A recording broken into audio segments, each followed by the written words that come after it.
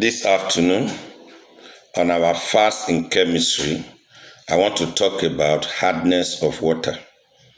This video will be very useful to students that are preparing for WAEC, NECO, JAMB, and post-UTME. What is hardness of water? Hard water simply means water that does not readily form lather with soap. Any water that does not readily form lather with soap, that water is hard. What are the causes of hard water?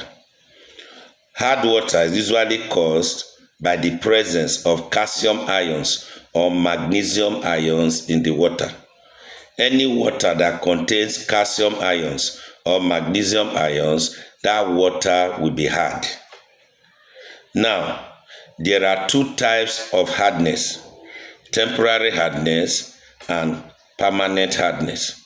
But today, I want to concentrate on temporary hardness.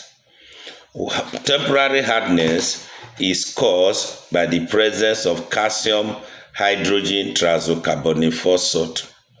Any water that contains calcium hydrogen triazocarbonate phosphate, that water will be hard. This is because calcium hydrogen triazocarbonate phosphate is soluble in water, thereby introducing calcium ions into the water that causes hardness. Now, how can you remove temporary hardness from water? This can be done by simply boiling the water.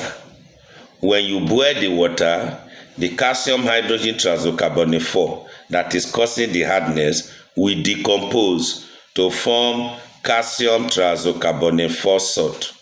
The calcium triazocarbonate phosphate is insoluble in water, thereby the calcium ions will be removed from the water or solution. Then another way of removing temporary hardness from water is by adding a calculated amount of calcium hydroxide to the water. It is removed by adding a calculated amount of calcium hydroxide to the water.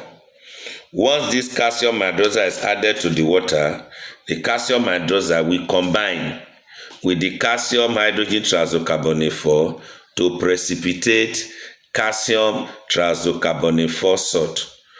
And I told you earlier, calcium triazocarbonate phosphate is insoluble in water.